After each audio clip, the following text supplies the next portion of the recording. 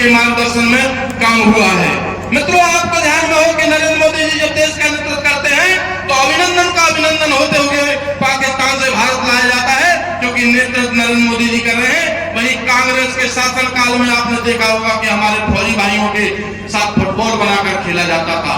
ये सशक्त नेतृत्व नरेंद्र मोदी जी का, जिन्होंने सबका साथ, सबका विकास और सबका विश्वास और सबका प्रयास, इस प्रकार का भाव देकर आगे बढ़ने का काम किया है। आप सब जानते हैं कि कई मेरे लोकसभा के मेरे सभी सम्मानीय वरिष्ठजन, मेरा एक एक बूथ के कार्यकर्ताओं के माध्यम से आप सबके सहयोग और आप सबके आशीर्वाद से पार्टी ने पुनः आप सबकी सेवा का अवसर मुझे दोबारा दिया है।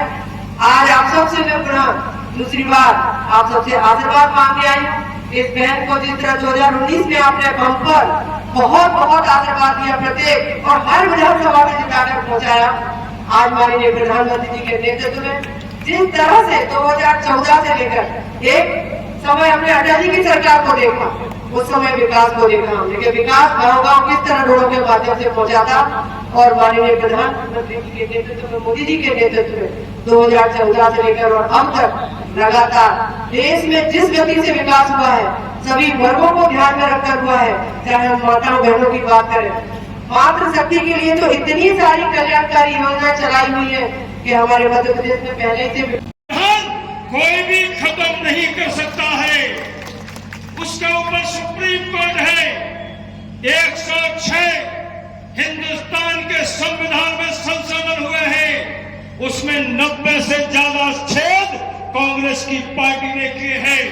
केवल 8 संशोधन नरेंद्र मोदी जी ने किए हैं, वो भी जनता के, दलित, गरीब, पिछड़ों के हित में किए हैं। इसलिए भ्रम में आने की जरूरत नहीं है। भारत का संविधान अगर किसी के हाथों में सुरक्षित है तो उस प्रधानमंत्री का नाम नरेंद्र मोदी है। इसलिए हाथ जोड़कर आपसे प्रार्थना करना चाहता हूं, बनना है। भारत सर उठाए खड़ा है विश्व में तो मोदी जी के कारण खड़ा है, और मोदी जी के कारण अगर भारत ताकतवर खड़ा है तो हमें मोदी के लिए काम करना चाहिए कि नहीं करना चाहिए? जोर से बोलिए, मोदी जी के लिए काम करना चाहिए कि नहीं करना चाहिए? सब लोग मोदी जी को जिताने का काम करेंगे कि नहीं करेंगे? 400 सीटें जिताने के लिए बूथ पर जाएंगे कि नहीं जाएंगे? तो जोर से नारा लगाइए फिर एक बार।